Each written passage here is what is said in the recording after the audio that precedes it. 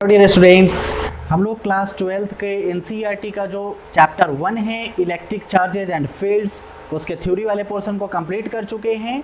और आज की क्लास में हम लोग एनसीईआरटी के न्यूमेरिकल्स को स्टार्ट करेंगे। आपका जो एचसी वर्मा है उसका न्यूमेरिकल ऑलरेडी हम लोग स्टार्ट कर चुके हैं।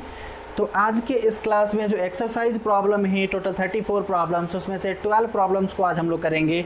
फिर नेक्स्ट क्लास में 12 प्रॉब्लम्स को, और उसके अगले क्लास में 10 क्वेश्चंस को करेंगे हम लोग। तो चलिए फटाक से स्टार्ट करते हैं। मैं क्वेश्चन पढ़ता हूँ, आप ध्यान से समझेंगे और एक बेहतरीन तरीके से क्वेश्चंस को ऐसे हम लोग करेंगे कि फिर आगे आपको प्रॉब्लम्स नहीं हो किसी भी तरह की।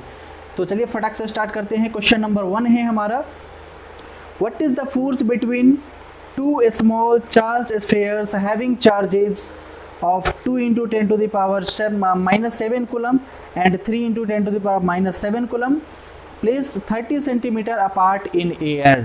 पूछ रहा है कि दो स्मॉल चार्ज स्फेयर है जिस पर दोनों में एक का चार्ज है 2 गुना 10 के पावर माइनस 7 कूलम, दूसरे पे है 3 गुना 10 के पावर माइनस 7 कूलम, और दोनों 30 सेंटीमीटर की दूरी पर रखा हुआ है।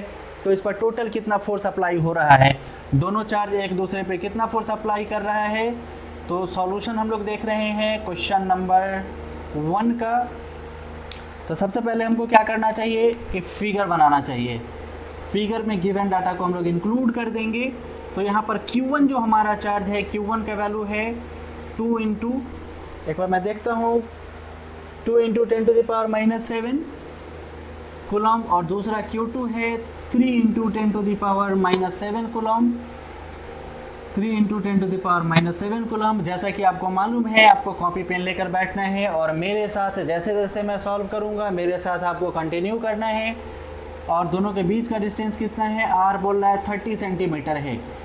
तो जनरली इसमें हम लोग ऐसा यूनिट यूज करते हैं। तो जो डिस्टेंस है दोनों चार्ज के बीच का डिस्टेंस, उसको हम लोग कुछ मीटर में लेंगे। तो मीटर में कन्वर्ट करने के लिए हम लोग क्या करेंगे, या तो 100 से डिवाइड करेंगे। तो 100 से डिवाइड करेंगे तो इसको हम लोग 10 का पावर 2 लिख सकते हैं, और इसको ऊपर ले जाएंगे तो 10 का पावर माइनस 2 हम लोग हमेशा लिखेंगे। 10 का पावर माइनस 2 वो थोड़ा सा सुविधाजनक होता है कैलकुलेशन में, 10 का पावर माइनस 2 मीटर। अब जो हमारा कूलम्ब्स लॉ के अकॉर्डिंग फोर्स का फार्मूला होता है, वो फार्मूला क्या होता है, 1/4 pi epsilon not into Q1 into Q2 by are square. इसको आपको हमेशा ध्यान में रखना है। अब 1/4 पाई एप्सिलॉन नॉट का जो हमारा वैल्यू है वो कितना होता है, 9 इंटू, नीचे ही लिखता हूँ मैं, 9 into 10 to the power 9, and the value of Q1 is 2 into 10 to the power minus 7, and the value of Q2 is 3 into 10 to the power minus 7 totally divided by r square, and the value of r is 30 into 10 to the power minus 2.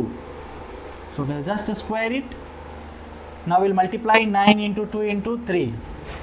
तो कितना हो जाएगा 54 into 10 to the power, यहाँ पे 9 है और यहाँ पे 7 माइनस 14 हो जाएगा हमारा, 9 माइनस 14 डिवाइडेड बाई, अगर इसका स्क्वायर हम लोग करें तो कितना हो जाएगा, ये 300 into 900 into 10 to the power minus 4। इसको मैं कैलकुलेट कर दे रहा हूँ, आगे से आगे क्वेश्चन से मैं यहीं पे छोड़ दूंगा, आप लोग खुद से कैलकुलेट कर लेंगे, मैं आंसर डायरेक्ट बता दूंगा आपको। तो यहाँ पे क्या हो जाएगा, अगर मैं इसको डिवाइड करना चाहूँ तो कितना से, 9 से 6 टाइम्स में, और 9 से 100 टाइम्स में। 100 टाइम्स बोलिए या फिर 10 का पावर 2 टाइम्स बोलिए, थोड़ा ज़्यादा सुविधाजनक होगा। 10 का पावर 2 यहाँ पे, 10 का पावर माइनस 4 है। तो यहाँ पर अगर दोनों को अगर हम लोग कैंसिल करें तो यहाँ पर 10 का पावर सिर्फ माइनस 2 बचेगा। एक स्टेप बढ़ा देता हूँ, 6 इंटू 10 टू दी पावर कितना बचेगा यहाँ पे, माइनस 5 डिवाइडेड बाई, नीचे बचेगा 10 का पावर माइनस 2, ये ऊपर जाएगा, फाइनली कितना हो जाएगा, 6 into 10 to the power minus 7 newton. ये दोनों चार्ज के बीच जो फोर्स लग रहा है, रिपल्सिव फोर्स, ये भी पॉजिटिव चार्ज है, ये भी पॉजिटिव चार्ज है। Q2 Q1 पर इस डायरेक्शन में फोर्स अप्लाई करेगा, F12 force on Q1 due to Q2, और इधर जो फोर्स लग रहा है force on Q2 due to Q1, दोनों का वैल्यू सेम हो जाएगा। कितना हो जाएगा, 6 into 10 to the power minus 7 newton. फटाक से आप इसको नोट कर लेंगे, अगर नोट कर रहे थे तो बढ़िया, नहीं तो स्क्रीनशॉट ले लीजिए फटाक से आप। उम्मीद है कि आप ले चुके हैं। इसके बाद हम लोग क्वेश्चन नंबर 2 को देखेंगे। क्वेश्चन नंबर 2 एक इंटरेस्टिंग क्वेश्चन है और आसान भी है। आप लोग खुद से क्वेश्चन नंबर 2 को तब तक पढ़ के कॉन्सेप्ट डेवलप कीजिए कि इसमें क्या क्या डाटा दिया हुआ है, उसको हमको कैसे इम्प्लीमेंट करना है। ठीक है, तो मैं क्वेश्चन नंबर 2 पढ़ता हूँ, आप लोग मेरे साथ देखिए। The electrostatic force on a small sphere of charge 0.4 microcoulomb due to another sphere of charge minus 0.8 microcoulomb in air is 0.2 Newton.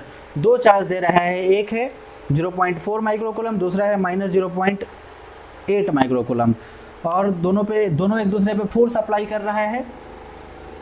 Solution second है, एक चार्ज है हमारा 0.4 माइक्रोकूलम्ब और दूसरा चार्ज है हमारा माइनस 0.8 माइक्रोकूलम्ब, और दोनों एक दूसरे पे फोर्स अप्लाई कर रहा है। तो ये इस पे रिपल्सिव फोर्स अप्लाई कर रहा होगा इस डायरेक्शन में, और ये इस पे अट्रैक्टिव फोर्स, ये इस पे अट्रैक्टिव फोर्स अप्लाई कर रहा होगा इस डायरेक्शन में, और ये भी इस पे अट्रैक्टिव फोर्स अप्लाई कर रहा होगा इस डायरेक्शन में, और ये जो फोर्स है उसका वैल्यू बोल रहा है 0.2 न्यूटन है। फिर आगे इसका पार्ट ए देखिए। पार्ट ए बोल रहा है what is the distance between two spheres. दोनों स्फीयर्स जो है हमारा, ये दोनों स्फीयर्स के बीच का हमको डिस्टेंस फाइंड करना है। और फिर सेकंड पार्ट बी में पूछ रहा है what is the force on second sphere due to first. Second sphere पे फर्स्ट स्फीयर के कारण कितना फोर्स अप्लाई हो रहा है, वो फोर्स का वैल्यू भी हमको फाइंड करना है। तो फोर्स का वैल्यू तो हमारा सेम हो जाएगा, क्योंकि हम लोग जानते हैं जितना फोर्स ये इस पर अप्लाई करेगा उतना ही फोर्स ये भी इस पर अप्लाई करेगा। तो पार्ट बी का आंसर तो हमको ऑलरेडी आ गया 0.2 न्यूटन। पार्ट ए के लिए हम लोग इस दोनों के बीच का डिस्टेंस आर फाइंड करते हैं। तो इसको हम लोग कूलम्ब्स लॉ के अकॉर्डिंग फार्मूला पे डालेंगे 1/4 pi epsilon not into Q1 into Q2 upon r square. आप Q1 Q2 को मॉड में डालिए या फिर मॉड में नहीं भी डालेंगे तो कोई फ़र्क नहीं पड़ता है। आपको क्या करना है, इस निगेटिव चार्ज का सिर्फ पॉजिटिव पार्ट ही कंसिडर करना है। अच्छा, यहाँ पे जो हमारा Q1 चार्ज का वैल्यू है वो कितने हैं, 0.4 माइक्रोकूलम्ब, मतलब 0.4 into 10 to the power minus, micro का मतलब होता है -6 कूलम्ब, और इसमें भी कितना हो जाएगा -0.8 into 10 to the power -6 coulomb, है ना।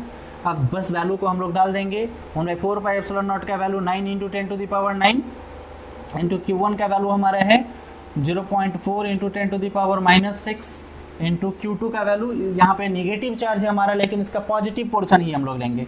तो कितना हो जाएगा 0.8 into 10 to the power -6 totally divided by are square, और आर का वैल्यू हम लोग आर ही रखेंगे, आर स्क्वायर, और जो हमारा फोर्स है वो कितने हैं 0.2 न्यूटन है।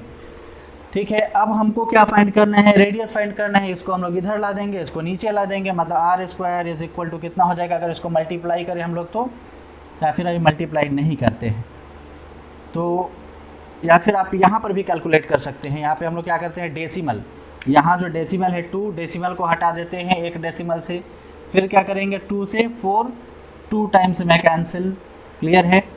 अब इसको हम लोग इधर मल्टीप्लाई करेंगे तो 1 में मल्टीप्लाई करेंगे आर स्क्वायर से, तो क्या हो जाएगा आर स्क्वायर, क्योंकि यहाँ पे 1 ही बचा है, 1 टाइम में कैंसिल हुआ है 2 से, 2 1 जा 2, 2 2 जा 4, तो यहाँ पे r into r square into 1 r square हो जाएगा, विच इज़ इक्वल टू 9 2 जा 18, और इसमें 0.8 से मल्टीप्लाई करें तो कितना हो जाएगा 14.4 हो जाएगा हमारा, और फिर इंटू कितना हो जाएगा। अच्छा, यहाँ पे अगर हम लोग करें चाहे तो एक 10 इसमें मल्टीप्लाई कर देते हैं, यहाँ पर 10 का पावर 8 रहने देते हैं, तो इसको हम लोग 144 कर देते हैं। इधर का एक 10 इसमें मल्टीप्लाई करके 80 कर देंगे, और 80 इंटू 9 ये हमारा फाइनली इतना आ जाएगा। ठीक है, तो फिर यहाँ पर 10 का पावर 8 और यहाँ पर 10 का पावर -12 इंटू 10 का पावर 8 और इंटू 10 का पावर -12।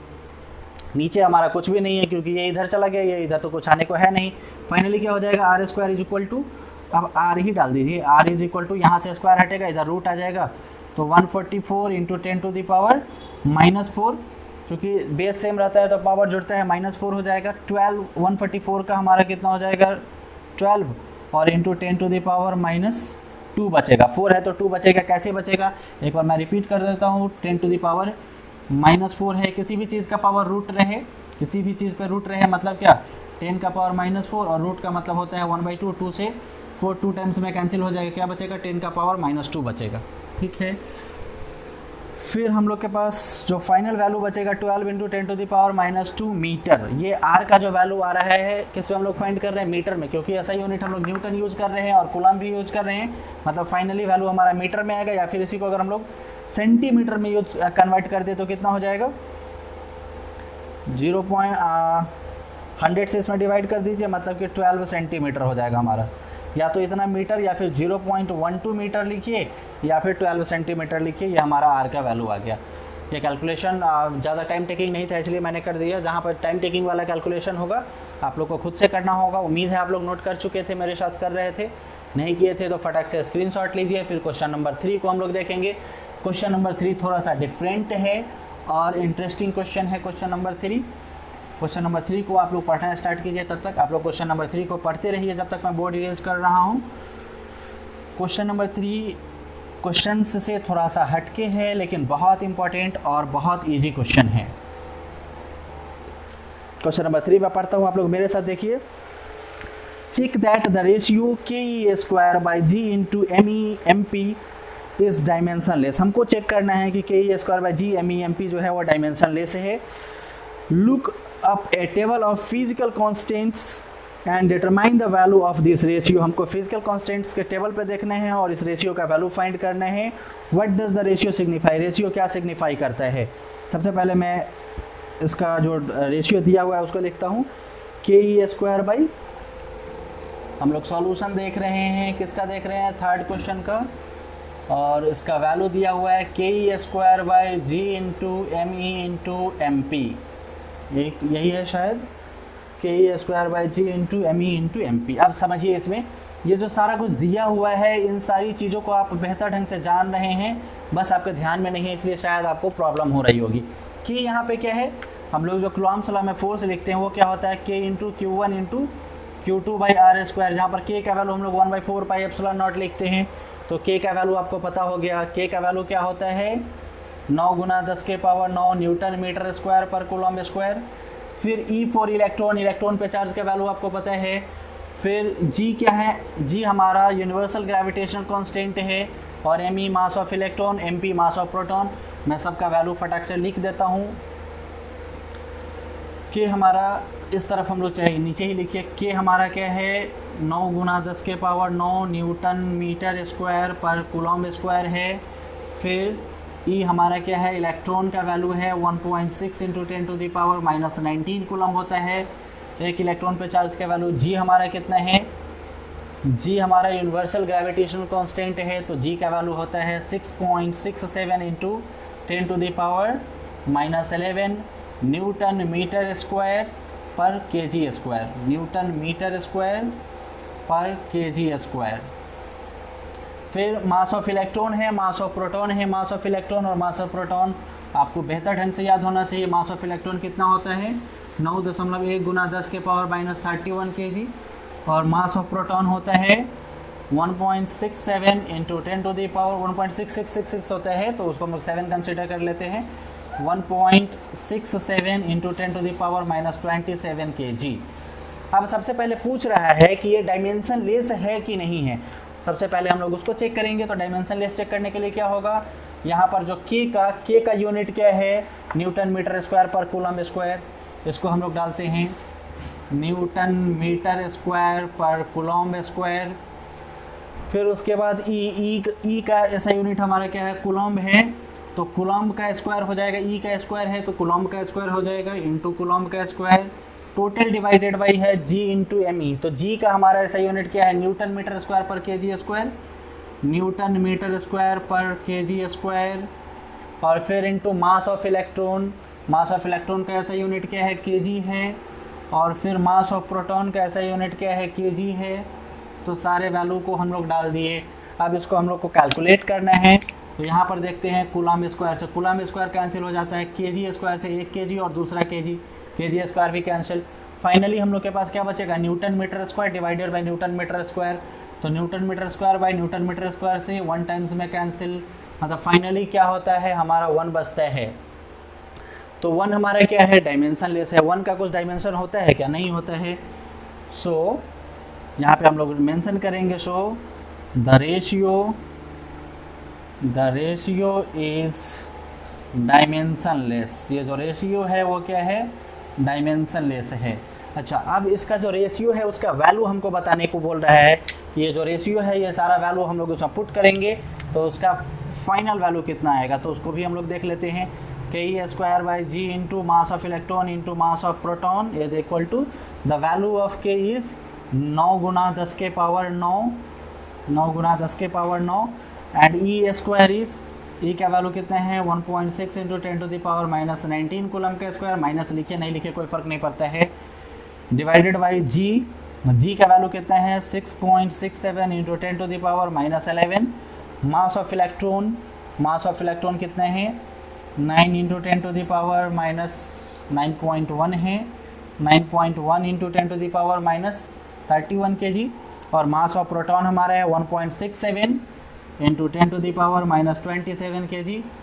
फाइनली इसको आप कैलकुलेट करेंगे, कैलकुलेट करने के बाद जो है कैलकुलेशन इजी है, 1.6 का स्क्वायर कितना होता है 2.56, उसमें 9 से मल्टीप्लाई करेंगे, ये तो बहुत बार हम लोग किए थे, कहाँ पे किए थे HC वर्मा के क्वेश्चंस में, इसका होता है 23.04 वैल्यू आता है, इंटू 10 टू द पावर कितना होता है माइनस 38 और प्लस 9 कितना हो जाएगा माइनस 29, डिवाइडेड बाई यहाँ पे 6.67, 9.1 और 1.67, तीनों को आपस में मल्टीप्लाई कर लेंगे।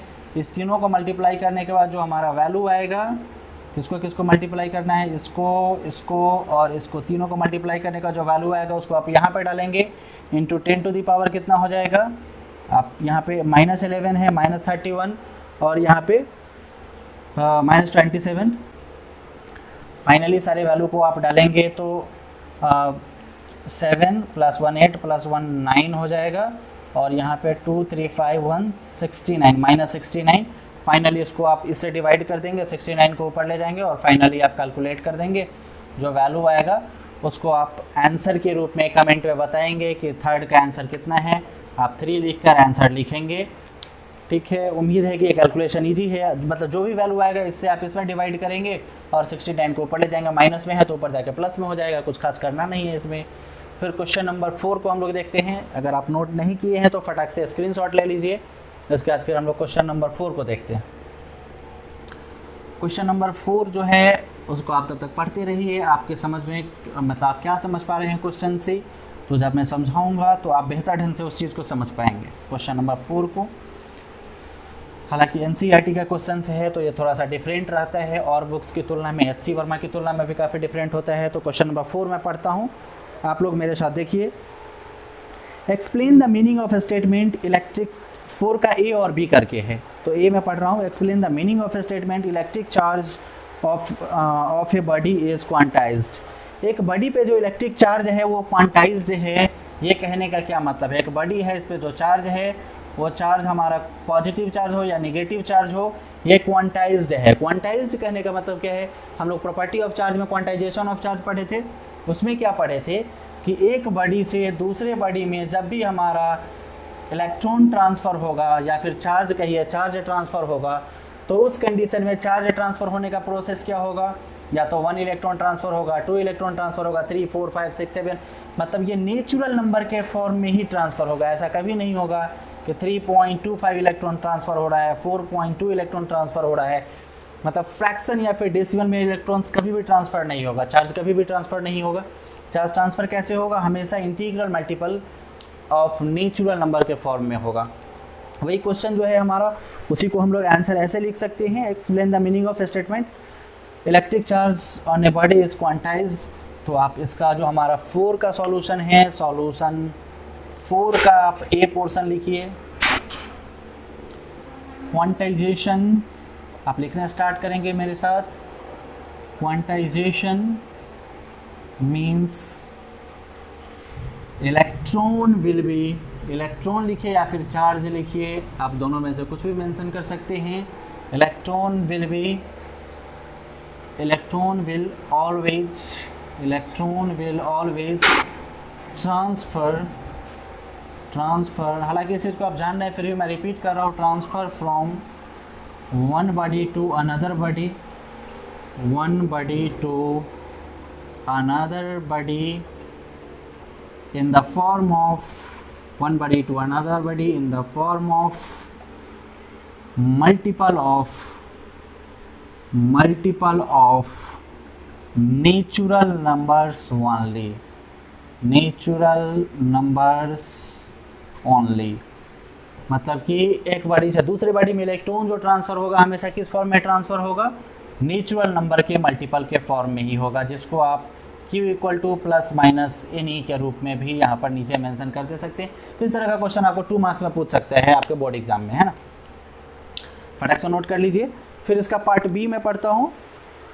पार्ट बी है इसका, why can one ignore quantisation of electric charge when dealing with microscopic large scale charge. ये जो सेकेंड क्वेश्चन है इसका पार्ट बी, उस पार्ट बी को हम लोग NCERT का जब मैं एक्सप्लेन कर रहा था, जो रात 9 बजे आते हैं, उसको एक्सप्लेन करने के समय हम लोग देखे थे, पढ़े थे। अगर जो भी लोग वो क्लास अटेंड किए होंगे उनको इसका रिप्लाई पता होगा। जो लोग नहीं अटेंड किए थे ध्यान से समझिए। इलेक्ट्रॉन जो हमारा ट्रांसफ़र होता है एक बॉडी से दूसरे बॉडी में, वो क्या होता है, बहुत ज़्यादा संख्या में ट्रांसफ़र होता है। कभी आप लोग ऑब्जर्व किए होंगे, चींटी जो हमारा जाते हुए दिखाई देता है, ऐसे जाते हुए दिखाई देता है, तो हमको क्या पता चलता है कि चींटी का एक लाइन जा रहा है। अगर आप दूर से थोड़ा सा देखें तो आपको क्या लगेगा कि ये चींटी एक ही लाइन में जा रहा है, मतलब अलग अलग नहीं है, उसका एक ही लाइन है। इसी तरह और इलेक्ट्रॉन जो हमारा जा रहा होता है वो कुछ इसी तरह से जा रहा होता है। उसको हम लोग माइक्रोस्कोप से देखते हैं इलेक्ट्रॉन को जाते हुए, फिर भी वो क्या होता है, हमको अलग अलग जाता हुआ नहीं दिखाई देता है। वो क्या होता है, एक लाइन में जाता हुआ हमको दिखाई देता है। ठीक है, तो यही क्वेश्चन हमसे पूछ रहा है कि ऐसा क्यों होता है कि वो लाइन में जाता हुआ हमको दिखाई देता है, अलग अलग जाता हुआ नहीं दिखाई देता है। क्योंकि हम लोग माइक्रोस्कोप से देखते हैं तो उतना ज़्यादा नंबर ऑफ़ इलेक्ट्रॉन्स एक बार में अगर ट्रांसफ़र हो, जैसे मान लीजिए कि यहाँ पे 1000 इलेक्ट्रॉन्स है, 1000 छोटा छोटा ऐसा है, 1000 है, और वो 1 सेकंड में यहाँ से यहाँ जाए, तो वो क्या होगा, इतना तेज़ी में जा रहा होगा कि हम लोग माइक्रोस्कोप से अगर देखें तो वो हमको दिखाई नहीं देगा कि अलग अलग जा रहा है। हमको पता चलेगा कि वो एक लाइन में ही जा रहा है। समझ रहे हैं कंडीशन को? इसी चीज़ को हमको लिख देना है, इसी चीज़ को हमको मेंशन कर देना है। क्या मेंशन करना है? Since the number of electrons, आप लिखना स्टार्ट करेंगे मेरे साथ। Since the number of electrons getting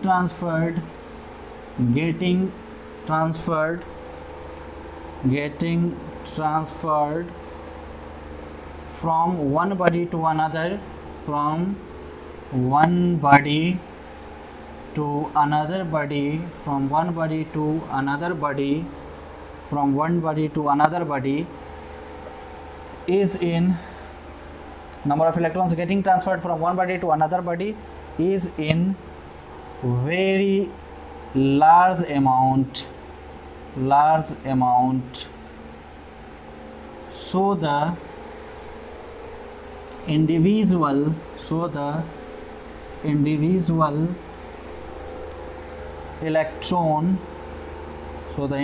electron can't be seen by microscope। तो इंडिविजुअल जो हमारा इलेक्ट्रॉन है वो माइक्रोस्कोप से हम लोग उसको नहीं देख पाएंगे, क्योंकि वो बहुत ज़्यादा नंबर ऑफ़ इलेक्ट्रॉन्स होता है और वो फटाफट ट्रांसफ़र हो रहा होता है। तो हमको एक लाइन जैसा दिखाई देता है, वो अलग अलग इलेक्ट्रॉन ट्रांसफ़र हमको नहीं दिखाई देता है। लेकिन फैक्ट क्या है कि इलेक्ट्रॉन हमेशा कैसे ट्रांसफ़र होता है एक बॉडी से दूसरे बॉडी में? मल्टीपल ऑफ नेचुरल नंबर के फॉर्म में। 1 electron, 2 electron, 3 electron, 10,000 electron, 50,000 electron. ऐसा कभी नहीं होगा कि 1000.5 इलेक्ट्रॉन ट्रांसफ़र हो रहा होगा। मतलब डेसिमल या फ्रैक्शन में होता ही नहीं है। वो हमेशा कैसे होगा? नेचुरल नंबर या फिर इंटीजर्स के फॉर्म में, कहिए इंटीजर्स के फॉर्म में हमारा ट्रांसफ़र होगा। ठीक है, तो उम्मीद है कि नोट किए होंगे, नहीं किए होंगे तो फटाक से स्क्रीनशॉट ले लीजिए क्वेश्चन नंबर 4 का। ये दोनों क्वेश्चन जो है हमारा आपके बोर्ड एग्जाम के लिहाजे से इंपॉर्टेंट है। बोर्ड एग्जाम में 2 मार्क्स में इस तरह का क्वेश्चन आपका पूछा जाता है, CBSE और आपके स्टेट बोर्ड दोनों में। तो फिर नेक्स्ट क्वेश्चन को हम लोग देखते हैं। उम्मीद है आप लोग इसको नोट कर लिए होंगे। फिर नेक्स्ट क्वेश्चन को तब तक आप लोग पढ़िए, खुद से समझिए क्वेश्चन का क्या स्टेटमेंट है। बहुत इंटरेस्टिंग क्वेश्चन है ये भी, और खुद से एक बार क्वेश्चन को पढ़ेंगे तो ज़्यादा बेहतर ढंग से क्लियर होगा। चलिए मैं क्वेश्चन को पढ़ता हूँ, आप लोग मेरे साथ देखेंगे। When a glass rod is rubbed with a silk cloth, charges appear on both। जब हम लोग एक ग्लास रड को सिल्क के कपड़ा से रगड़ते हैं, सिल्क क्लॉथ से रगड़ते हैं, तो दोनों पे चार्ज क्रिएट होता है। A similar phenomenon is observed with many other pairs of bodies। इसी तरह का जो घटना है और भी पेयर्स के साथ देखा जाता है। Explain how this observation is consistent with law of conservation of charge। तो हमको बताना है law of conservation of charge को ये किस तरह से डील करता है। सिचुएशन को समझिए।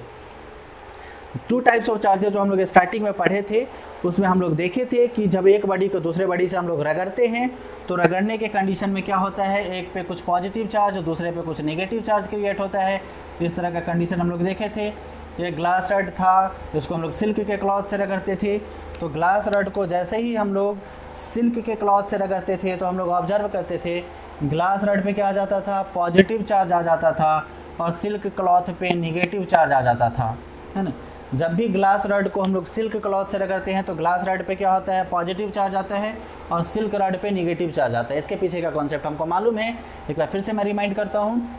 जिस बॉडी का electrostatic force of attraction weaker होता है, अंतरान्विक बल कमजोर होता है, वो क्या करता है, इलेक्ट्रॉन को त्याग करता है। जो बॉडी इलेक्ट्रॉन को डोनेट करता है, त्याग करता है, उस पर क्या आ जाता है, positive charge.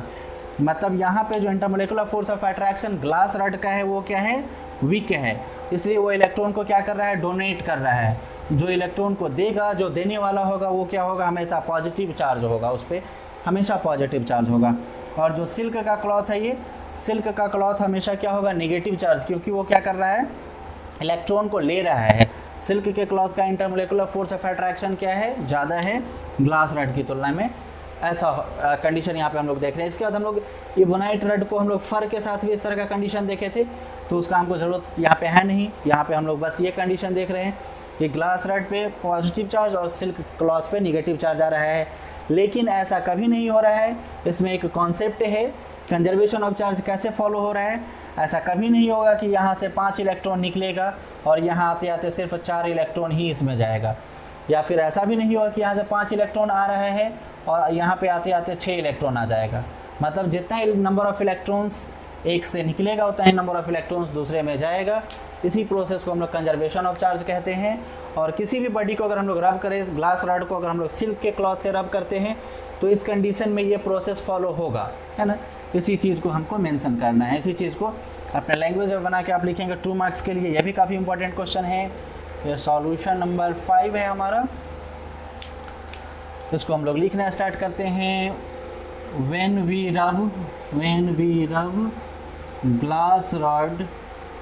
we rub glass rod with silk cloth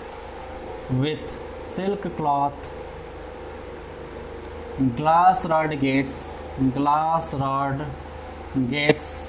positively charged। Glass rod जो है हमारा क्या होता है, पॉजिटिवली चार्ज होने लगता है।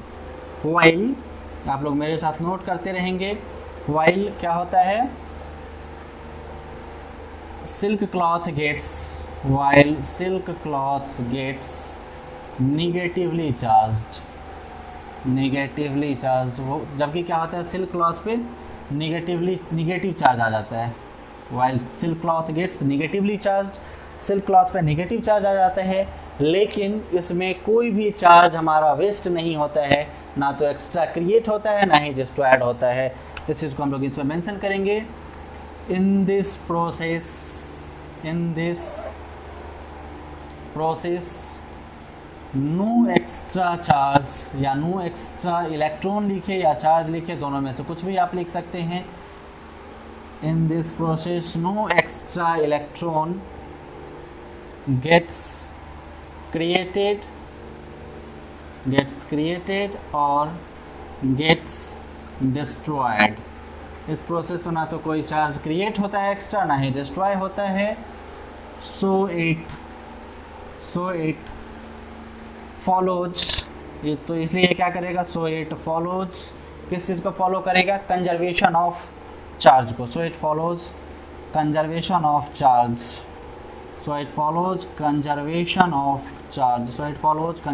of charge या कंजर्वेशन ऑफ इलेक्ट्रिक चार्ज, आप जो लिखना चाहे लिख सकते हैं। ये हमारा आंसर हो गया क्वेश्चन नंबर 5 का। तो उम्मीद है कि नोट कर रहे थे, नहीं कर रहे थे तो आप फटाक से पॉज कीजिए, स्क्रीनशॉट लीजिए। इसके बाद फिर हम लोग क्वेश्चन नंबर 6 को देखेंगे। इस तरह का क्वेश्चन आपका 2 मार्क्स के लिए काफ़ी इंपॉर्टेंट होता है। उम्मीद है कि आप लोग स्क्रीनशॉट ले चुके हैं। इसके बाद हम लोग क्वेश्चन नंबर 6 को देखते हैं। क्वेश्चन नंबर 6 को तब तक आप लोग खुद से पढ़िए। खुद से पढ़ने के बाद एक बार एनालाइज कीजिए कि इसमें क्या क्या गिवन डाटा है, इसमें क्या क्या आप फॉर्मूला अप्लाई कर सकते हैं और ये कैसे सॉल्व होगा। ठीक है, क्वेश्चन नंबर 6 है, मैं पढ़ रहा हूँ, आप लोग ध्यान से समझिए।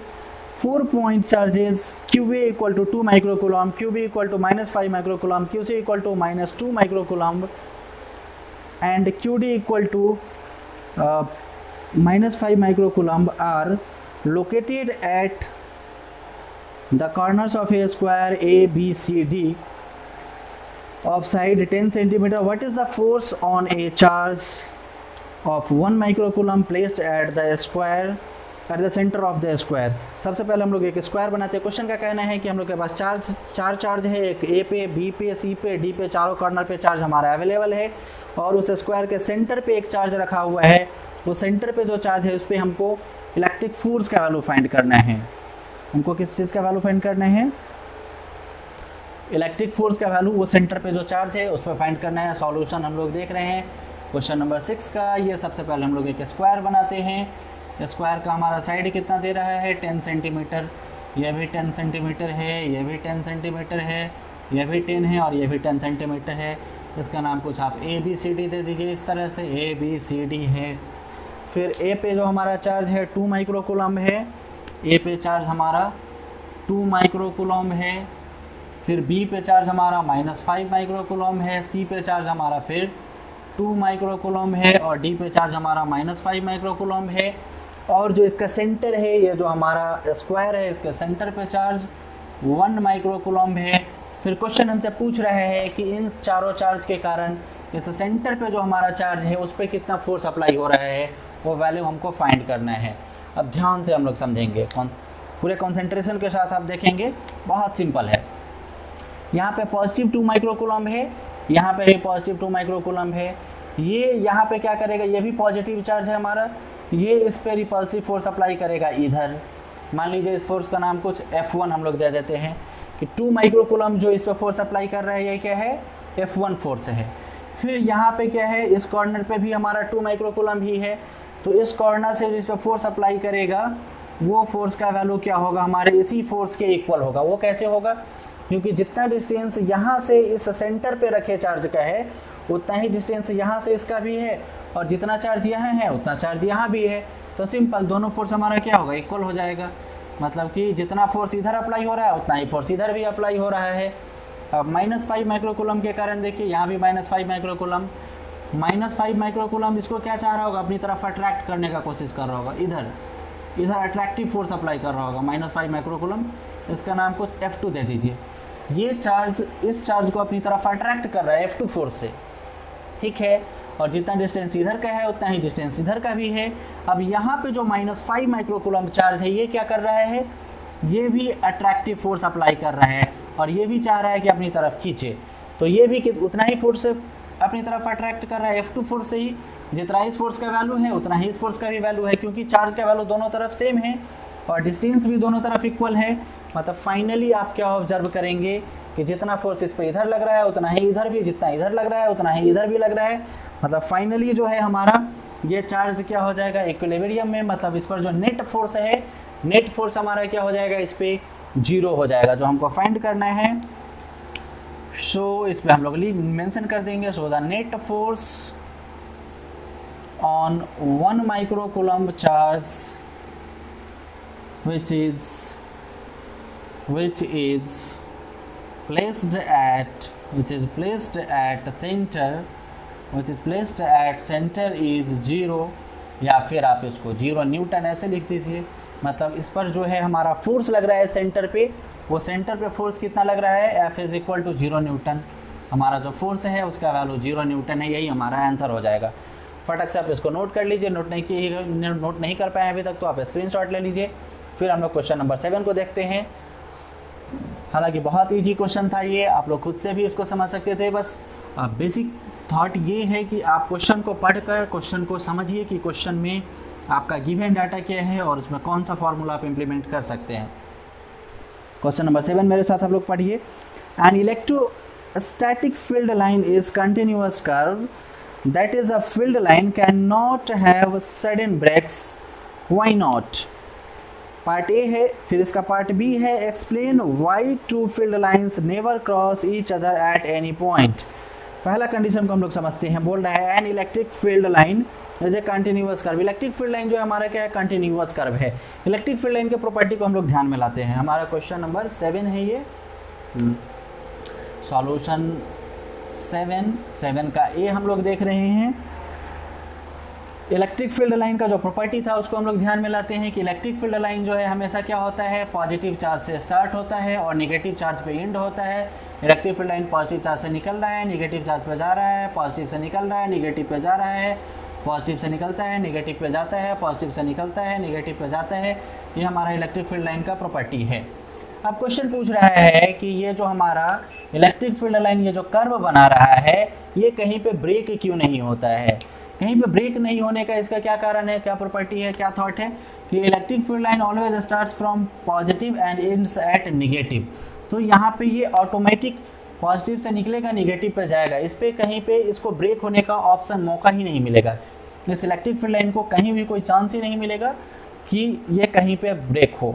तो इसको हम लोग मेंशन कर सकते हैं अकॉर्डिंग टू या फिर पूरा ही लिख दूँ, अकॉर्डिंग टू, आप लोग मेरे साथ नोट करना चालू करेंगे। According to the property of electric field lines, according to the property of electric field lines, it starts from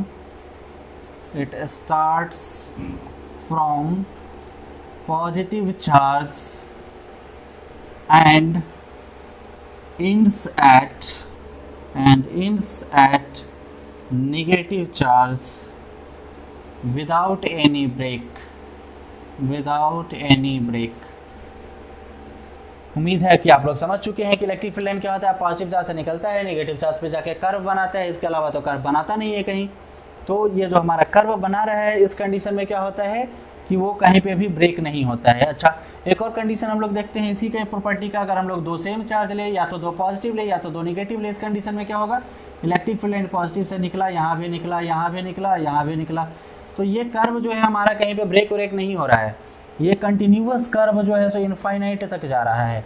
ये कंटिन्यूअस कर्व जो है वो इनफाइनाइट तक जा रहा है, ये इनफाइनाइट तक जा रहा है, इनफाइनाइट तक जा रहा है, वो इनफाइनाइट तक जाएगा, अनंत तक जाएगा। रास्ते में कहीं पे भी ब्रेक नहीं होगा, है ना। और ऐसा ही कुछ यहाँ पे भी हो रहा है, पॉजिटिव से जा रहा है, नेगेटिव में जा रहा है। मतलब इलेक्ट्रिक फील्ड लाइन का जो प्रॉपर्टी है वो क्या करेगा, पॉजिटिव से नेगेटिव में जाएगा, कहीं पर भी हमारा ब्रेक नहीं होगा। या फिर हमारा अगर दोनों सेम चार्ज हो उस कंडीशन में भी क्या होगा, वो इनफाइनाइट तक जाएगा, लेकिन रास्ते में कहीं भी ऐसा नहीं होगा कि रास्ते में ब्रेक हो जाए, है ना। फिर इसके बाद इसका पार्ट बी जो है उसको हम लोग देखते हैं। पार्ट बी इसका काफ़ी इंटरेस्टिंग है। पार्ट बी का कहना है कि इलेक्ट्रिक फील्ड लाइन जो है वो कभी भी एक दूसरे को कट क्यों नहीं करता है।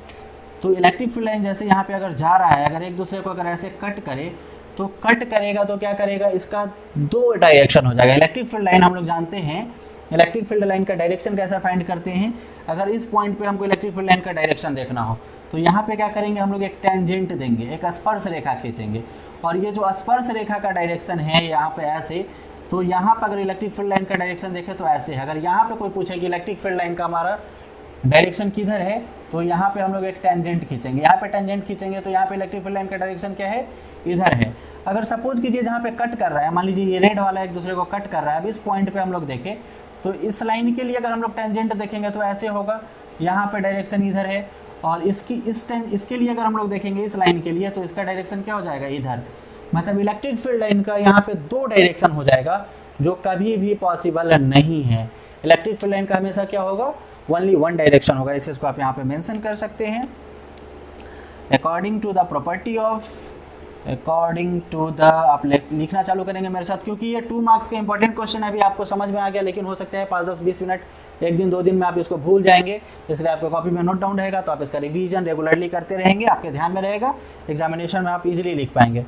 According to the property of, according to the property of electric field line, according to the property of electric field line, it has only one direction at every point किसी भी पॉइंट पर अगर हम लोग देखें तो इलेक्ट्रिक फील्ड लाइन का हमारा एक ही डायरेक्शन होता है, बट लेकिन यहाँ पे क्या होता है, एट एवरी पॉइंट, एक चीज़ और मैं मेंशन कर देता हूँ, विच इज शोन बाई, जो कि दिखाया जाता है किसके द्वारा, which is shown by tangent drawn, which is shown by tangent drawn at that point, जो कि उस पॉइंट पे टेंजेंट ड्रॉ किया जाता है उसके द्वारा हमको, मतलब मान लीजिए कि इस पॉइंट पे हमको देखना है, तो इस पॉइंट पे हम लोग टेंजेंट ड्रा कर दिए, यहाँ पे इलेक्ट्रिक फील्ड लाइन का डायरेक्शन हमारा ऐसे है, इस डायरेक्शन में इलेक्ट्रिक फील्ड लाइन, ठीक है। और हम लोग क्या जानते हैं कि इलेक्ट्रिक फील्ड लाइन का जो है एक पॉइंट पर एक ही डायरेक्शन होगा, दो डायरेक्शन नहीं होगा, बट अभी उस चीज़ को हम लोग मेंशन करेंगे, but if two electric field lines, अब इस चीज़ को मैं फिगर को इरेज करके ऊपर लिखता हूँ या फिर यहाँ पर लिखता हूँ मैं, two electric field lines cuts each other it, उसके बाद कॉमा देंगे, it gets two direction which is not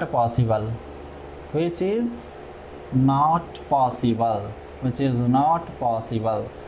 यहाँ पे पार्ट, यहाँ से आप पार्ट फिगर आप चाहे तो बना सकते हैं, दोनों के लिए सेम फिगर हो जाएगा। तो ये पार्ट ए का आंसर आपका यहाँ तक हो जाएगा, और पार्ट बी आप यहाँ से आते हुए नीचे तक जाएंगे, और उसके बाद फिर ये रेड वाला पोर्शन आप पार्ट बी में इंक्लूड कर देंगे। फिर थोड़ा सा स्पेस का अभाव था इसलिए। तो उम्मीद है कि आप नोट कर रहे थे, और नहीं कर रहे थे तो आप फटाक से स्क्रीनशॉट लीजिए। स्क्रीनशॉट लेने के बाद आप इसको आराम से नोट करेंगे। इसके बाद मैं क्वेश्चन नंबर 8 को देखता हूँ। क्वेश्चन नंबर 8 तब तक आप लोग पढ़ना स्टार्ट कर दीजिए। उम्मीद है कि स्क्रीनशॉट आप ले चुके हैं। क्वेश्चन नंबर 8 आप लोग तब तक पढ़िए, खुद से एनालाइज कीजिए कि क्वेश्चन नंबर 8 में जो हमारा गिवन डाटा है उस पर हम लोग कौन सा फार्मूला अप्लाई कर सकते हैं, और जो गिवन डाटा है वो क्या इंडिकेट कर रहा है।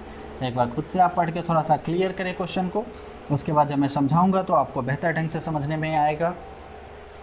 क्वेश्चन नंबर 8 है, मैं पढ़ता हूँ, आप लोग ध्यान से समझिए। 2 point charges QA equal to 3 microcoulomb and QB equal to -3 microcoulomb are located 20 centimetre apart in vacuum. एक चार्ज 3 माइक्रोकूलम है, दूसरा -3 माइक्रोकूलम है, जो 20 सेंटीमीटर पर एक वैक्यूम में रखा हुआ है। What is the electric field at mid point O of the line joining AB joining the two charges. अब इसका जो मिड पॉइंट है, इस मिड पॉइंट पे हमको इलेक्ट्रिक फील्ड का वैल्यू फाइंड करना है। इस दोनों का जो मिड पॉइंट है वहाँ पे हमको इलेक्ट्रिक फील्ड का वैल्यू फाइंड करना है। इस पर इलेक्ट्रिक फोर्स नहीं फाइंड करना है, इलेक्ट्रिक फील्ड फाइंड करना है। इस चीज़ को आप थोड़ा सा ध्यान में रखेंगे। इलेक्ट्रिक फोर्स और इलेक्ट्रिक फील्ड, अभी दो ही चीज़ हम लोग को मिला है। जो हमारा नेक्स्ट चैप्टर आने वाला है उसमें इलेक्ट्रिक पोटेंशियल भी मिलेगा, तो उसमें कन्फ्यूज़ नहीं होना है कि आपको क्या फाइंड करना है। इसमें हमको इलेक्ट्रिक फील्ड फाइंड करना है। फिर पार्ट बी है इफ द नेगेटिव टेस्टर। अच्छा, पार्ट ए को पहले हम लोग सॉल्व करते हैं, उसके बाद पार्ट बी को हम लोग देखते हैं। दो चार्ज QA QB दोनों 3 माइक्रोकूलम और दोनों के बीच का डिस्टेंस 20 सेंटीमीटर है। सॉल्यूशन हम लोग देख रहे हैं क्वेश्चन नंबर 8 का। क्वेश्चन नंबर 8 का पार्ट ए है। दो चार्ज है हम लोग के पास, एक हमारा पॉजिटिव 3 माइक्रोकूलम, दूसरा हमारा नेगेटिव 3 माइक्रोकूलम। दोनों के बीच का जो डिस्टेंस है R वो कितने हैं, 30 सेंटीमीटर, 20 सेंटीमीटर है। दोनों के बीच का डिस्टेंस 20 सेंटीमीटर है। सेंटीमीटर को हम लोग मीटर में कन्वर्ट करने के लिए क्या जानते हैं, 20 × 10⁻² मीटर कर देते हैं। फिर क्वेश्चन हमारा बोल रहा है कि what is the electric field at the mid point O of line joining AB। ये हमारा A पॉइंट पे है, ये हमारा B पॉइंट पे है। AB को एक लाइन ऐसे कुछ जा रहा है मिलते हुए, और इसका जो मिड पॉइंट है, मिड पॉइंट हमारा क्या है, O है, मतलब 10 सेंटीमीटर इधर, 10 सेंटीमीटर इधर है। अब ये जो मिड पॉइंट है, मिड पॉइंट पे हमारा चार्ज का वैल्यू कितना है वो देखना है। मिड पॉइंट पे हमारा कोई चार्ज का वैल्यू नहीं दिया हुआ है, मतलब यहाँ पे टेस्ट चार्ज है, और वैसे भी इस चार्ज की हमको ज़रूरत नहीं पड़ती है। हम लोग जानते हैं इलेक्ट्रिक फील्ड का फॉर्मूला, उसमें जो हमारा मेन चार्ज होता है उसी का हमको यूज़ करना होता है। ध्यान से समझिए कि जो हमारा पॉजिटिव चार्ज है, इससे इलेक्ट्रिक फील्ड लाइन, ऐसे हम लोग जानते हैं पॉजिटिव चार्ज से इलेक्ट्रिक फील्ड लाइन क्या होता है, बाहर की तरफ निकल रहा होता है, बाहर की तरफ निकल रहा होता है, बाहर की तरफ निकल रहा होता है। नेगेटिव चार्ज से क्या होता है, नेगेटिव चार्ज में इलेक्ट्रिक फील्ड लाइन अंदर की तरफ जा रहा होता है, अंदर की तरफ जा रहा होता है, अंदर की तरफ जा रहा होता है इलेक्ट्रिक फील्ड लाइन। मतलब यहाँ जो हमारा इलेक्ट्रिक फील्ड अप्लाई हो रहा है इसके कारण, पॉजिटिव चार्ज के कारण इस पे क्या हो रहा है, इधर की तरफ हो रहा है। मतलब इलेक्ट्रिक फील्ड जो है पॉजिटिव चार्ज के कारण इस डायरेक्शन में है। फिर ध्यान देंगे, चूंकि टेस्ट चार्ज को हमेशा हम लोग क्या लेते हैं, पॉजिटिव टेस्ट चार्ज लेते हैं, और इसमें कुछ मेंशन नहीं कर रहा है क्वेश्चन में कि पॉजिटिव, यहाँ पे जो हमारा टेस्ट चार्ज है वो पॉजिटिव है या नेगेटिव है। तो जनरल केस में हम लोग क्या करते हैं, पॉजिटिव टेस्ट चार्ज ही लेते हैं। फिर निगेटिव चार्ज के कारण जो इलेक्ट्रिक फील्ड लाइन इधर अप्लाई हो रहा है वो क्या होगा, इस डायरेक्शन में। इसको हम लोग कुछ ई माइनस से शो कर देते हैं, ई निगेटिव। इधर भी डिस्टेंस हमारा कितना है, 10 सेंटीमीटर, और इधर भी हमारा क्या है, 10 सेंटीमीटर। हाफ इधर 10 सेंटीमीटर और हाफ इधर भी 10 सेंटीमीटर। दोनों के बीच का डिस्टेंस यहाँ पे ठीक है। अब इलेक्ट्रिक फील्ड का फॉर्मूला ध्यान दीजिए, क्वेश्चन को थोड़ा ध्यान से समझेंगे। यहाँ पे जितना चार्ज है उतना ही चार्ज यहाँ पे भी है, बस इसके इलेक्ट्रिक फील्ड का डायरेक्शन इधर है और इसके इलेक्ट्रिक फील्ड का डायरेक्शन इधर ही है। मतलब जितना इलेक्ट्रिक फील्ड ये चार्ज क्रिएट कर रहा है उतना ही इलेक्ट्रिक फील्ड ये भी क्रिएट कर रहा है। चूँकि हम लोग को दोनों के बीच का डिस्टेंस ले रहे हैं, तो जितना डिस्टेंस ये है उतना ही डिस्टेंस ये भी है।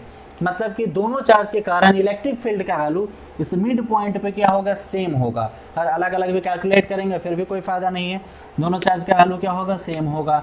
तो इलेक्ट्रिक फील्ड का फॉर्मूला आप लोग थोड़ा सा रिमाइंड कीजिए, क्या होता है, 1/4 pi epsilon not into Q by are square. यहाँ पे सिर्फ एक ही चार्ज हम लोग लेते हैं, क्यू। यहाँ पे हम लोग हमेशा पॉजिटिव चार्ज लेंगे, मोड में लेंगे। ये वाला चार्ज ले फिर भी हमारा पॉजिटिव होगा, या निगेटिव वाला ले फिर भी पॉजिटिव होगा। तो दोनों को हम लोग अलग अलग कैलकुलेट नहीं करके एक ही साथ कैलकुलेट कर देते हैं। इलेक्ट्रिक फील्ड हमारा पॉजिटिव के कारण और इलेक्ट्रिक फील्ड हमारा नेगेटिव के कारण दोनों क्या है, इक्वल है। इलेक्ट्रिक फील्ड नेगेटिव के कारण जितना होगा नेगेटिव चार्ज के कारण, उतना ही इलेक्ट्रिक फील्ड पॉजिटिव चार्ज के कारण होगा। अब वैल्यू को हम लोग पुट करते हैं, 1/4 पाई एप्सिलॉन नॉट का वैल्यू कितना होता है, 9 × 10⁹ इंटू चार्ज का वैल्यू हमारा कितना है, 3 माइक्रोकूलम। तो 3 × 10⁻⁻6 divided by are square. R का वैल्यू हमारा कितना है, यहाँ से यहाँ के बीच का डिस्टेंस या फिर यहाँ से यहाँ के बीच का डिस्टेंस दोनों हमारा सेम है, कितने हैं, 10 सेंटीमीटर। तो इसको हम लोग चाहे तो 10 × 10⁻2 इसका स्क्वायर लिख सकते हैं। ध्यान देंगे यहाँ पर जो हमारा आर है ये पूरा हम लोग नहीं लेंगे, 20 सेंटीमीटर नहीं लेंगे, हाफ। चूँकि इसी वो पॉइंट पे हम लोग निकाल रहे हैं, पॉजिटिव के लिए हम लोग निकाले फिर भी आर का वैल्यू कितना होगा, 10 सेंटीमीटर। निगेटिव के लिए निकाले फिर भी हमारा क्या होगा, 10 सेंटीमीटर। अब इसको हम लोग कैलकुलेट कर देंगे। कैलकुलेट करने पर जो हमारा वैल्यू आएगा वो कितना आ जाएगा, 9 × 3 = 27 इंटू 10⁻⁻ कितना हो जाएगा, +3 डिवाइडेड बाई यहाँ पे 10⁻⁻4, यहाँ पे 10⁻2। मतलब क्या बचेगा, 10⁻, हमारा यहाँ पे 2 बचेगा, है ना। फिर हम लोग दोनों को आपस में मल्टीप्लाई करें तो फाइनली कितना हो जाएगा, 27 इंटू 10⁻5 लिखे या फिर 2.7 इंटू 10⁻6 लिखे, कोई फ़र्क नहीं पड़ता है। 27 इंटू 10⁻, यहाँ पे -2 है ना, -4 हो जाएगा और यहाँ पे +2, तो -2 बचेगा हमारा। फिर इसको माइनस को हम लोग ऊपर ले जाएंगे तो +10⁵ हो जाएगा। यहाँ पे 27 है, यहाँ पे 2.7 अगर हम लोग करें तो इसका 1 10 निकल के इसे मल्टीप्लाई हो जाएगा। मतलब कितना हो जाएगा, 2.7 इंटू 10⁻6, या फिर यहीं रहने दीजिए, 2.7 इंटू 10⁻6। किसका हमारा वैल्यू आया है, इलेक्ट्रिक फील्ड का वैल्यू आया है। इलेक्ट्रिक फील्ड का ऐसा यूनिट क्या होता है, न्यूटन पर कूलम्ब होता है। तो हमारा दोनों चार्ज का जो वैल्यू है, इलेक्ट्रिक फील्ड का वैल्यू इतना है। अब ध्यान से समझेंगे, ये जो इलेक्ट्रिक फील्ड हमारा पॉजिटिव चार्ज के कारण है ये भी इधर ही है, और निगेटिव चार्ज के कारण जो हमारा इलेक्ट्रिक फील्ड का वैल्यू है इधर ही है। दोनों इलेक्ट्रिक फील्ड का डायरेक्शन क्या है, सेम है। तो दोनों इलेक्ट्रिक फील्ड क्या होगा, जुड़ जाएगा। मान लीजिए इधर से हम 5 न्यूटन का फोर्स अप्लाई कर रहे हैं, कोई और पर्सन आके 5 न्यूटन का फोर्स अप्लाई करे, तो फाइनली दोनों को क्या करेंगे, आपस में जोड़ देंगे। मतलब टोटल इलेक्ट्रिक फील्ड या उसको हम लोग E से लिख लेते हैं, E = E- plus E plus, दोनों को हम लोग आपस में जोड़ देंगे। इलेक्ट्रिक फील्ड E- का इतना ही और E+ का भी इतना ही, 2.7 into 10⁻6 plus 2.7 into 10⁻6। Finally total कितना हो जाएगा, 5.4 इंटू 10⁻6। टोटल इलेक्ट्रिक फील्ड जो है इसका वैल्यू हमारा क्या हो जाएगा, 5.4 इंटू 10⁻6 न्यूटन पर कूलम। यही हमारा फाइनली आंसर हो जाएगा इसके पार्ट ए का। टोटल इलेक्ट्रिक फील्ड इसके मिड पॉइंट पे अप्लाई हो रहा है इसी डायरेक्शन में, इसलिए दोनों को हम लोग जोड़ के फाइनली इतना वैल्यू ला दिए हैं। फिर इसका पार्ट बी देखिए क्वेश्चन। पार्ट बी क्या बोल रहा है, if a negative test charge of magnitude 1.5 into 10 to the power minus 9 coulomb is placed at this point, what is the force experienced by the test charge? अब इसका कहना है कि हमारा अगर एक टेस्ट चार्ज जो है इस मिड पॉइंट पे डाल दिया जाए, यहाँ पे टेस्ट चार्ज का कोई वैल्यू अभी नहीं दे रहा था, अब यहाँ पे टेस्ट चार्ज का वैल्यू अगर डाल दिया जाए, टेस्ट चार्ज का वैल्यू कितना बोल रहा है 1.5 इंटू 10 to the power -9 है ना। तो यहाँ पे हम लोग मेंशन कर दे रहे हैं टेस्ट चार्ज को। हम लोग फार्मूला में अगर आप लोग रिमाइंड करेंगे तो फार्मूला में हम लोग टेस्ट चार्ज को Q नॉट से डिनोट कर रहे थे। तो Q नॉट का वैल्यू कितना है 1.5 into 10 to the power -9 coulomb, इतना ही है ना, 1.5 into 10 to the power -9 coulomb है। ठीक है, अब हमको क्या फाइंड करना है, total what is the force. तो हमको फोर्स का वैल्यू फाइंड करना है। तो F इक्वल टू क्या होता है Q नॉट इंटू E, या फिर इलेक्ट्रिक फील्ड का फॉर्मूला अगर आप रिमाइंड करें तो E इक्वल टू क्या होता है F अपॉन Q नॉट होता है, फोर्स अपॉन टेस्ट चार्ज। या फिर अगर हम लोग फोर्स हमको फाइंड करना है तो फोर्स इक्वल टू क्या हो जाएगा Q not into electric field का वैल्यू। तो यहाँ पे आप लोग वैल्यू पुट कर देते हैं। Q नॉट का वैल्यू कितना है 1.5 into 10 to the power -9 into electric field का वैल्यू हम लोग कैलकुलेट किया 5.4 इंटू 10 to the power 6। आप दोनों को मल्टीप्लाई करेंगे, जो हमारा वैल्यू आएगा मल्टीप्लाई करने के बाद वो इतना न्यूटन हो जाएगा। आप इसका आंसर कैलकुलेट करने के बाद कमेंट में लिखेंगे 8B, और जो इसका आंसर होगा वो आंसर लिखेंगे आप। ये हमारा पार्ट बी है, क्वेश्चन नंबर 8 का पार्ट बी। आप इसको फटाक से, उम्मीद है कि नोट कर रहे थे, अगर नोट नहीं कर रहे थे तो फटाक से आप इसका स्क्रीनशॉट ले लीजिए। स्क्रीनशॉट लेने के बाद हम लोग क्वेश्चन नंबर 9 को देखेंगे। उम्मीद है कि आप लोग स्क्रीनशॉट ले चुके हैं। अब हम लोग क्वेश्चन नंबर 9 की तरफ मूव करते हैं। क्वेश्चन नंबर 9 तब तक आप लोग खुद से पढ़िए, खुद से पढ़ने के बाद एनालाइज कीजिए कि उसमें क्या क्या मतलब न्यूमेरिकल डाटा दिया हुआ है, उसमें कौन सा फार्मूला हम लोग अप्लाई कर सकते हैं। क्वेश्चन को तब तक आप पढ़ते रहिए। क्वेश्चन को आप पढ़ेंगे तो बहुत बार ऐसा हो सकता है कि आपको डाटा उस समय दिखाई नहीं दे कि इसमें क्या क्या डाटा दिया हुआ है, इसलिए उसको थोड़ा सा आप गंभीरतापूर्वक पढ़ेंगे, पूरा कंसंट्रेशन के साथ पढ़ेंगे, तभी आपको क्वेश्चन क्लियरली पता चलेगा। क्वेश्चन नंबर 9 को देखिए। A system of two charges QA equal to 2.5 into 10 to the power -7 coulomb and QB equal to -2.5 into 10 to the power -7 coulomb located at points A point का नाम है 0 0 -15 centimetre और B point का नाम है 0 0 +15 centimetre respectively. What is the total charge and electric dipole moment of the system. Same question हम लोग HC Verma में भी देखे थे, लेकिन एक बार मैं फिर से बता देता हूँ, हो सकता है कि आप लोग ना देखे हो HC वर्मा का न्यूमेरिकल आप लोग सॉल्व कीजिए, काफ़ी इंपॉर्टेंट है वो भी, उसमें बहुत सारा नंबर ऑफ क्वेश्चन है, वो आपको बहुत बेनिफिट करेगा। तो इसका कहना है कि ये हमारा x एक्सिस है, y एक्सिस है, z एक्सिस है। तो हमारा जो A पॉइंट है वो कहाँ पे है, z एक्सिस पे, और B पॉइंट भी हमारा z एक्सिस पे ही है, क्योंकि हमारा वैल्यू जो दिया हुआ है 0 0 +15 0 0 -15 दिया हुआ है। 0 0 का मतलब कि x एक्सिस भी 0, y एक्सिस भी 0, और जो z एक्सिस हमारा +15 है, +15 ही है। और फिर हमारा z एक्सिस अगर हम लोग देखें इस डायरेक्शन में, पीछे के डायरेक्शन में अगर देखें तो ये z एक्सिस जितना इधर है उतना ही इधर है, x एक्सिस भी 0, y एक्सिस भी 0 और z एक्सिस -15 है ना। और उसके बाद क्वेश्चन हमारा पूछ रहा है कि इस पर टोटल चार्ज का वैल्यू कितना है वो फाइंड करना है। फिर सेकंड कंडीशन क्या पूछ रहा है कि इस पर टोटल इलेक्ट्रिक डाइपोल मोमेंट का हमको वैल्यू फाइंड करना है। क्वेश्चन नंबर 9 है 1.9। क्वेश्चन नंबर 1.9, क्वेश्चन का कहना है कि ये हमारा कुछ सिस्टम है इस तरह से, ये x एक्सिस है, ये y है, और ये हमारा z एक्सिस है।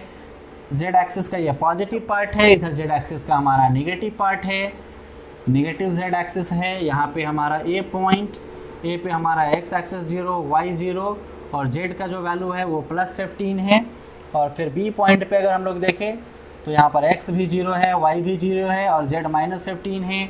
A पे और B पे चार्ज का वैल्यू शायद हमारा दोनों सेम है, दोनों चार्ज का वैल्यू सेम है, एक पे पॉजिटिव एक पे negative. 2.5 into 10 to the power -7 2.5 into 10⁻⁻7 coulomb positive. यहाँ पे हमारा जो चार्ज का वैल्यू है बी पॉइंट पे -2.5 इंटू 10⁻⁻7 कूलम है। अब हमको बस टोटल इलेक्ट्रिक चार्ज का वैल्यू फाइंड करना है। एक चीज़ आप ध्यान में लाएंगे, इलेक्ट्रिक चार्ज का प्रॉपर्टी कि किसी भी बॉडी पे जो टोटल चार्ज का वैल्यू होता है वो क्या होता है, इस पर जितना भी चार्ज हो सारे चार्ज का अलजेब्रिक सम होता है। अलजेब्रिक सम कहने का मतलब जैसे मान लीजिए इस पर नेगेटिव चार्ज 1 2 3 4 5 है, पॉजिटिव चार्ज 2 है, नेगेटिव चार्ज 5 है और पॉजिटिव चार्ज 2 है।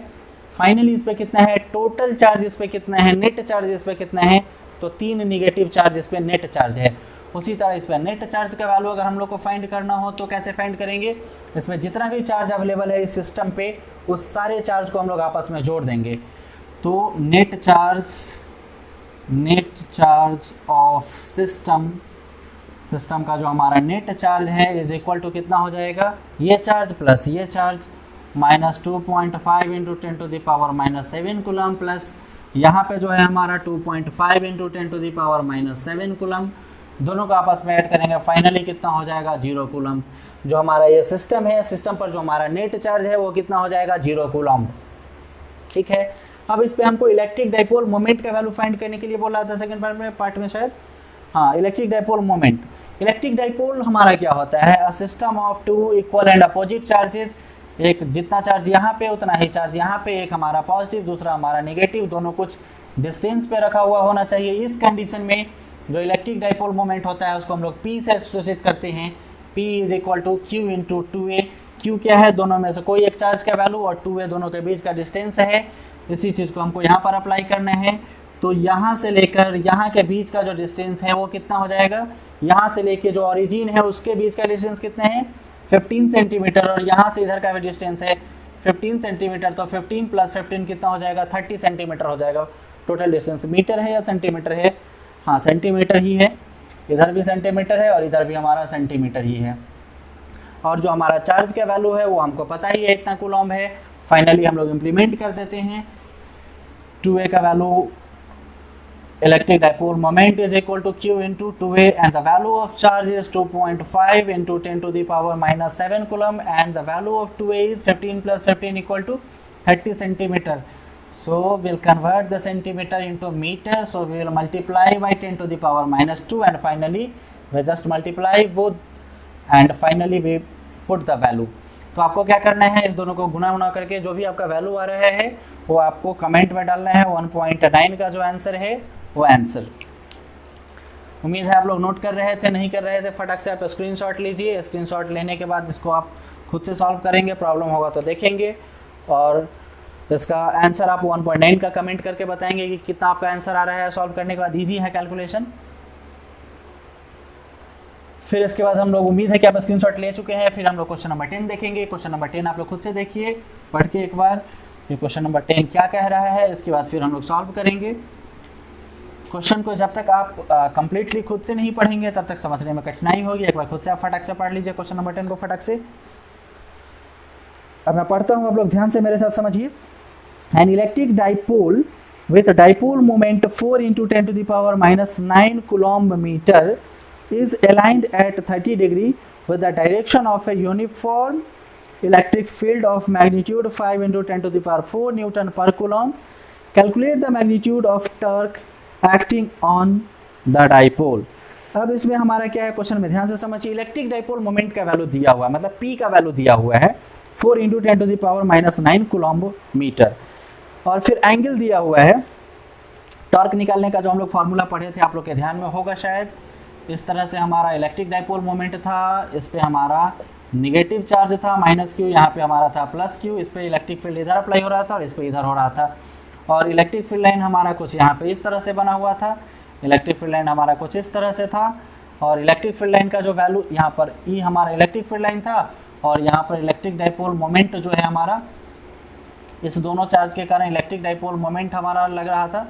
इलेक्ट्रिक डाइपोल मोमेंट कुछ P था हमारा, यहाँ पर जो फोर्स लग रहा था F = Q × E है ना, और इलेक्ट्रिक डाइपोल मोमेंट हमारा P था। ठीक, तो फाइनली जो हमारा टॉर्क का वैल्यू आया था टाउ इक्वल टू, वो क्या था, tau equal to P vector cross E vector. अगर आप लोग के ध्यान में हो फॉर्मूला, फॉर्मूला आप लोग हमेशा ध्यान में रखेंगे कि टॉर्क फाइंड करने का, टॉर्क जिसको हम लोग टाउ से डिनोट करते हैं, is equal to P vector cross E vector, और क्रॉस प्रोडक्ट को हम लोग क्या फाइनली उसमें इंक्लूड करते हैं, पी ई साइन थीटा। क्या इंक्लूड करते हैं स्केलर फॉर्म में, P E sine theta. P vector cross E vector equal to P E sine theta. Figure की आवश्यकता नहीं है, जो हमारा गिवन डाटा है उसको हम लोग मेंशन करते हैं। क्वेश्चन नंबर 10 है हमारा, 1.10 है शायद, 1.10 आप लोग मेंशन करेंगे।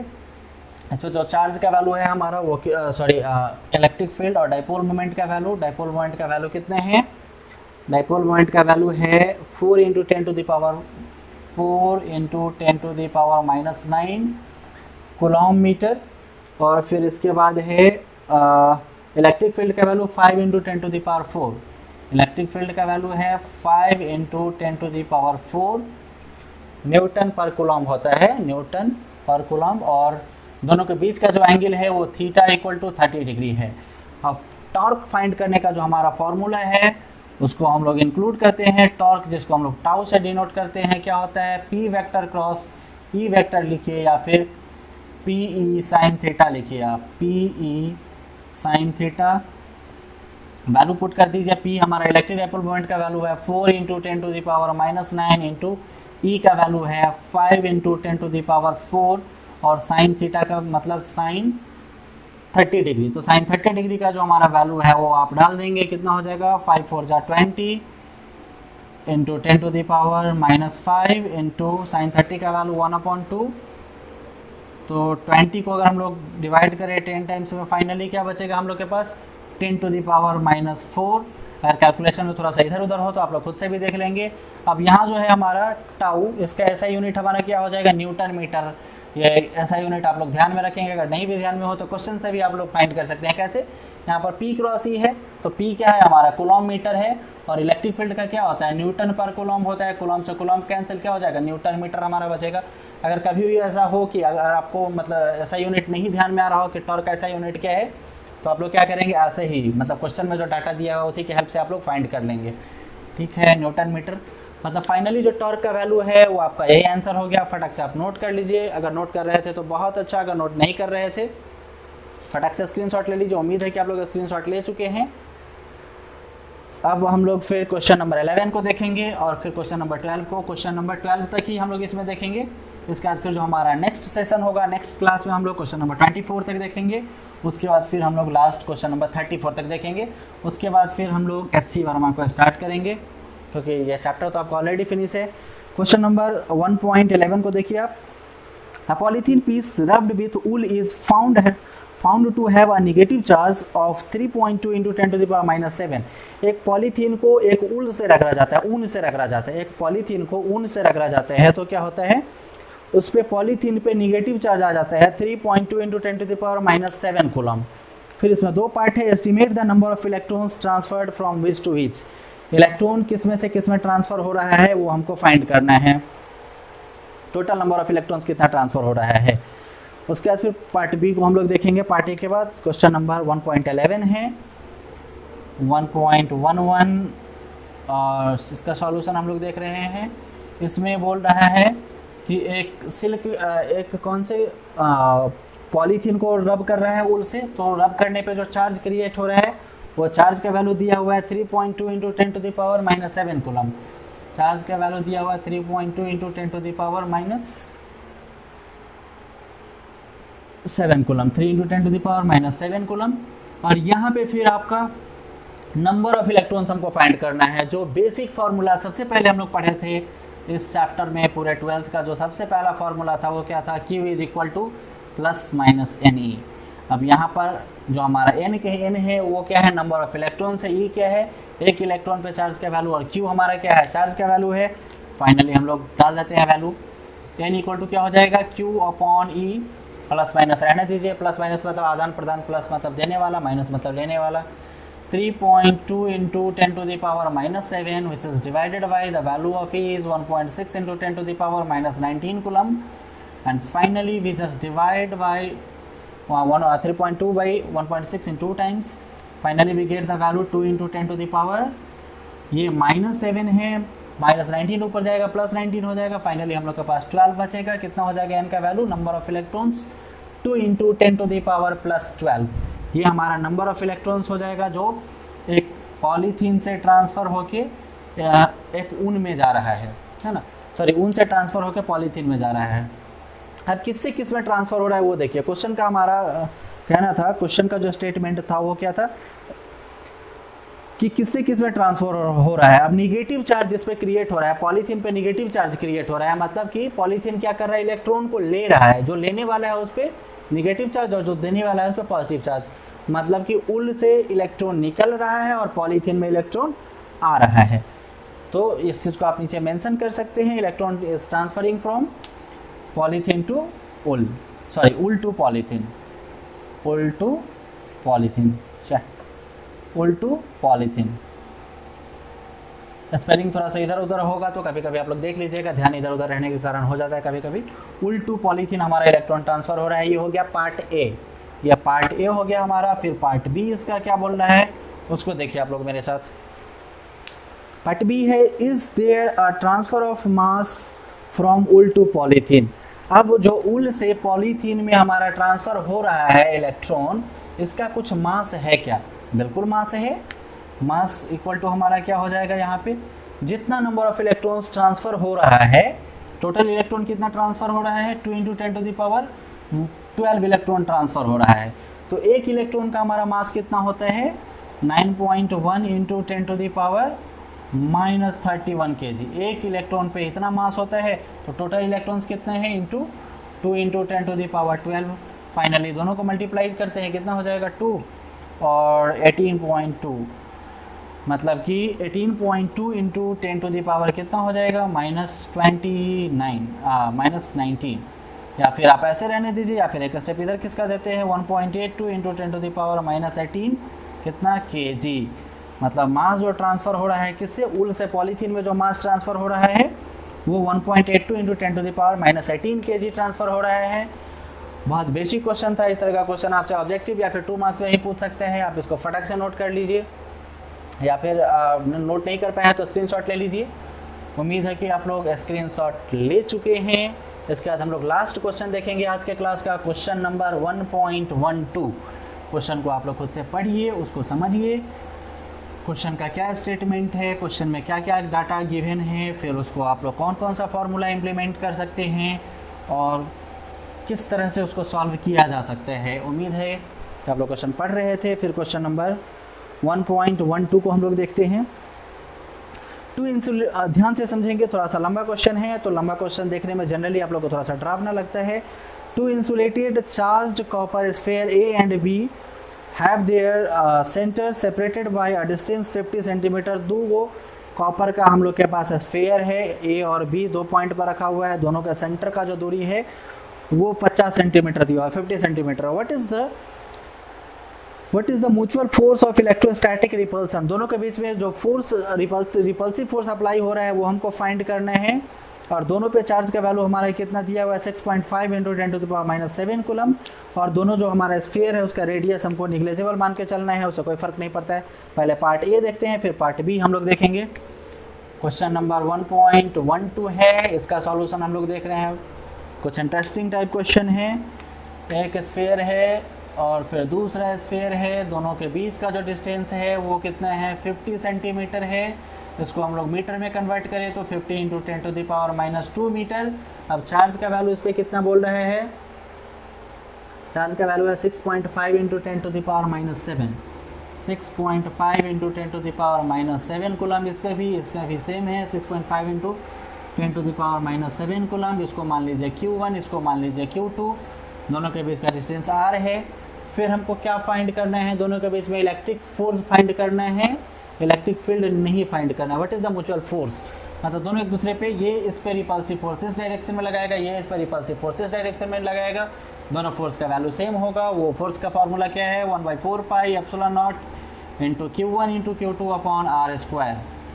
ठीक है, वैल्यू हम लोग पुट करते हैं। 1/4πε0 का वैल्यू 9 × 10⁹, Q1 और Q2 का वैल्यू सेम है, 6.5 × 10⁻⁷ × 6.5 × 10⁻⁷ 2 बार है, इसलिए हम लोग इसका स्क्वायर कर सकते हैं, कोई प्रॉब्लम नहीं है। आर का वैल्यू कितना है, 50 × 10⁻², इसका स्क्वायर करेंगे हम लोग। इसको इसका स्क्वायर पहले आप करेंगे, उसके बाद इसको जो वैल्यू आएगा उससे मल्टीप्लाई करेंगे, फिर इसका स्क्वायर करके उसे डिवाइड करेंगे, और फाइनली इसका कैलकुलेट करने के बाद, इसको कैलकुलेट करने के बाद जो फोर्स का वैल्यू आएगा वो फोर्स का वैल्यू आप मुझे बता सकते हैं, या फिर मैं लिख देता हूँ 1.5 × 10⁻² न्यूटन, 1.5 × 10⁻² न्यूटन। आप लोग खुद से कैलकुलेट करेंगे, आपका इतना वैल्यू आना चाहिए फोर्स का हमारा इतना वैल्यू आ गया।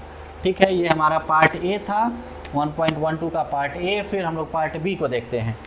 फिर पार्ट बी है, what is the force of repulsion if each sphere is charged double the above amount and the distance between them is halved. अब इसका कहना है कि ये जो चार्ज है दोनों स्फीयर का, इस चार्ज को 2 गुना कर दिया जाए। ठीक है, चार्ज को 2 गुना कर दिया जाए और डिस्टेंस को आधा कर दिया जाए। एक नया फिगर हम लोग इस तरफ बना लेते हैं, कोई प्रॉब्लम नहीं है।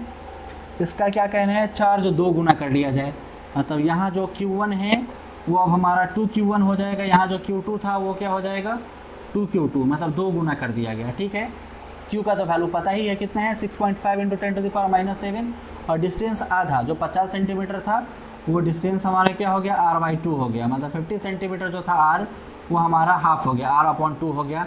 R का वैल्यू आपको पता है 50 सेंटीमीटर। जानबूझकर मैं ऐसे 2 करके लिख रहा हूँ कि आगे हम लोग को थोड़ा सा सुविधा होगा कैलकुलेशन में। देखिए कैसे सुविधा होगा। अब फोर्स जो हमको फाइंड करना है, फॉर्मूला क्या अप्लाई करते हैं, 1/4 pi epsilon not into Q1 × Q2/R²। ठीक है, डाल देता हूँ 1/4 pi epsilon not into Q1 × Q2/R²।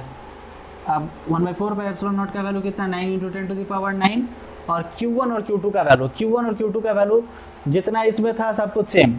Q1 और Q2 का वैल्यू तो यही है, और 2 × 2 बस इसे मल्टीप्लाई हो जाएगा, मतलब कि इसको 2 गुना कर दिया गया, इसको 2 गुना कर दिया गया, मतलब 2 × 2, मतलब कि जो हमारा यहाँ पे जो टोटल वैल्यू है हमारा इसका 4 टाइम्स हो जाएगा, मतलब 4 यहाँ पे मैं डाल दूँ, इसका value 9 × 10⁹ 9 × 2Q1 × 2Q2 divided by R² जो है हमारा, तो R/2 का स्क्वायर है, R/2 का स्क्वायर है। फाइनली आप देखिए कैलकुलेशन क्या आता है, 9 × 10⁹ है, और 2 जो हमारा क्या हो जाएगा 4, इसमें हम लोग रहने देते हैं Q1 × Q2 डिवाइडेड बाई, अब 4 को इधर हम लोग डालते हैं, 2 जो 4 है उसको हम लोग इधर डालते हैं, और R²/4 यहाँ पे बचेगा, R²/4।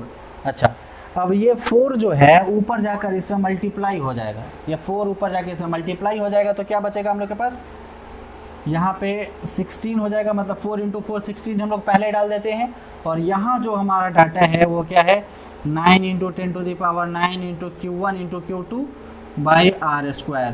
अब 9 × 10⁹ Q1 × Q2 का जो वैल्यू है वो सेम है इतना, डिवाइडेड बाई R², और R का जो वैल्यू है वो उतना है। इसको हम लोग कैलकुलेट किया है, तो कैलकुलेट करने के बाद जो वैल्यू आया है वो क्या है, इतना है। मतलब फाइनली जो हमारा फोर्स का वैल्यू हो जाएगा वो क्या हो जाएगा, यहाँ जो हमारा फोर्स का वैल्यू आया है F⁻, यहाँ पर न्यू फोर्स हम लोग ले लेते हैं मान लीजिए, तो F⁻ जो हमारा है, F⁻ हमारा क्या हो जाएगा, इस तरह का क्वेश्चन भी आपको ऑप्शन में दे सकता है। F⁻ जो है वो F ओल्ड का कितना गुना है, तो 16 टाइम्स है गुना F के, मतलब 16 × F है, मतलब कि ये जो फोर्स है इसका 16 टाइम्स है ना। तो फिर हम लोग इसका वैल्यू बस इसमें डाल देंगे, तो कितना हो जाएगा 16 × F का जो वैल्यू है 1.5 × 10⁻²। अब दोनों को मल्टीप्लाई कर देंगे, जो हमारा वैल्यू आएगा वो हमारा न्यू फोर्स का वैल्यू हो जाएगा।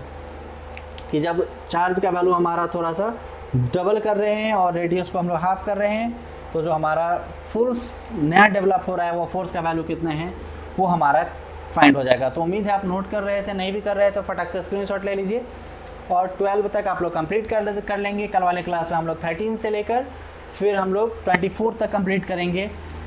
उम्मीद है आप लोग स्क्रीनशॉट ले चुके हैं। तो इसी तरह से हम लोग क्या करेंगे, एनसीईआरटी कंप्लीट करके फटाक से एचसी वर्मा भी कंप्लीट कर लेंगे। और एचसी वर्मा में गॉस थ्योरम का अलग से चैप्टर दिया हुआ है, गॉस थ्योरम पहले हम लोग सॉल्व करेंगे, फिर उसको आगे की तरफ कंप्लीट करेंगे। फिर उसमें इलेक्ट्रिक पोटेंशियल का क्वेश्चन से है, जो इलेक्ट्रिक पोटेंशियल आपका चैप्टर 2 है। चैप्टर 2 में तो जो एचसी वर्मा का कुछ प्रॉब्लम्स है उसको सॉल्व करने के बाद हम लोग चैप्टर 2 स्टार्ट करेंगे। तब तक आप लोग अपना ख्याल रखिए, हम लोग मिलते हैं कल वाले क्लास में। तब तक आप लोग अच्छे से रहिएगा, तब तक के लिए बाय बाय।